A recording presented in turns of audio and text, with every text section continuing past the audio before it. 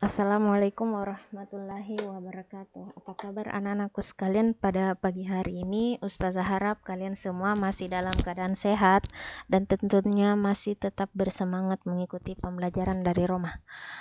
Berjumpa kembali dengan Ustazah dalam video pembelajaran tematik tema ke-9, subtema 1, pembelajaran 5 dan 6. Sebelum kita memulai pelajaran, mari kita berdoa. Robbi zidni ilman warzuqni fahman. Tujuan pembelajaran hari ini yaitu keterkaitan daerah dan sumber daya alam dengan aktivitas manusia.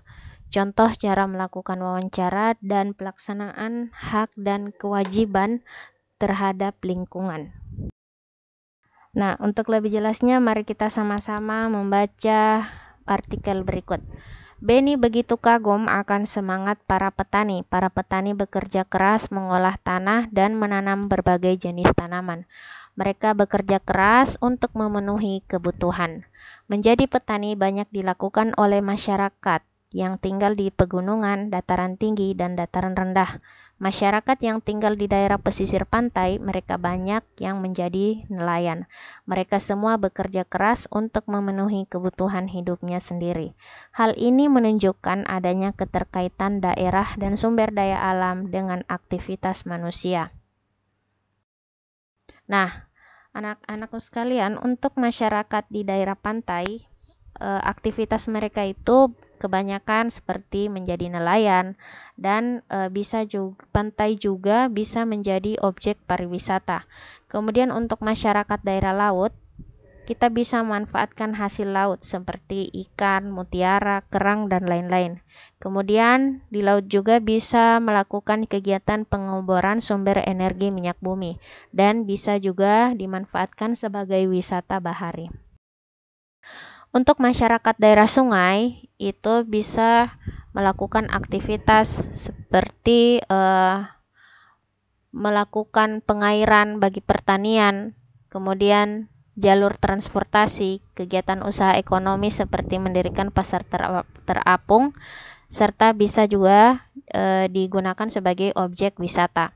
Untuk masyarakat daerah dataran tinggi, ya, bisa melakukan aktivitas seperti menanam sayur atau buah-buahan dan bisa juga dijadikan sebagai tempat wisata. Untuk masyarakat di dataran rendah itu ya bisa dimanfaatkan sebagai lahan pertanian, lahan industri, peternakan, serta perumahan.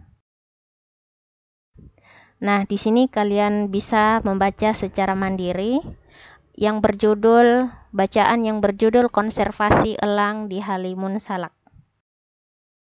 Nah, dari bacaan tersebut kita bisa menemukan kata-kata yang sulit ya atau yang susah kita pahami apa maknanya.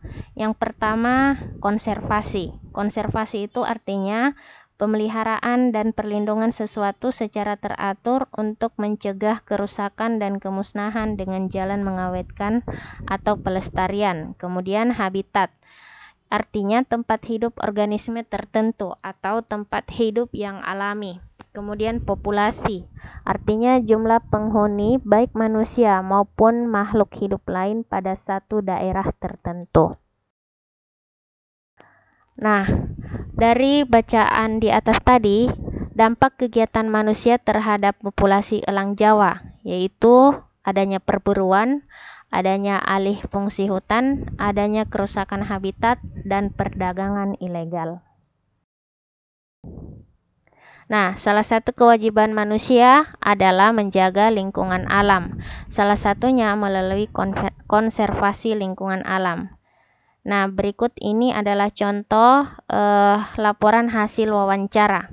Nah, simak ya. Jadi ketika kalian melakukan wawancara, misalkan yang melakukan wawancara itu bernama Anindita. Kemudian narasumbernya itu misalkan Meta. Jadi di sini jawabannya pertanyaannya hanya satu yang ditanyakan, yaitu apa saja bentuk-bentuk konservasi di daerah ini. Ya, jadi dari jawaban Meta kita bisa menuliskan misalkan dia jawab menanam pengkarangan dengan berbagai tanaman. Kemudian kita bertanya lagi dengan pertanyaan yang sama kepada Prita. Misalkan jawabannya adalah pencegahan pencemaran lingkungan. Kemudian Ayudia, jawabannya melarang perburuan hewan langka.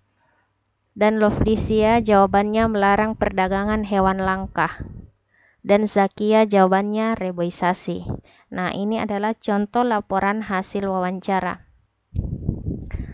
Dari laporan hasil wawancara tadi kita bisa mengambil kesimpulan bahwa kita harus cinta akan lingkungan alam dan melakukan beberapa kegiatan konservasi lingkungan alam. Jika tidak melakukan konservasi lingkungan alam, maka akan terjadi bencana alam. Nah, seperti yang telah kamu ketahui bahwa konservasi merupakan pemeliharaan dan perlindungan makhluk hidup seperti hewan dan tumbuhan dan lingkungannya seperti air dan tanah secara teratur untuk mencegah kerusakan dan kemusnahan dengan jalan pelestarian. Nah, bangsa Indonesia juga memiliki kekayaan flora dan fauna, baik dari jumlah maupun beragam jenisnya. Flora itu artinya tumbuhan dan fauna itu artinya hewan. Untuk lebih jelasnya, silakan kalian baca secara mandiri percakapan antara Ayah dan Beni. Nah, dari percakapan Ayah dan Beni menunjukkan bahwa adanya keterkaitan dengan kondisi geografis di lingkungannya adalah menentukan bunga nasional.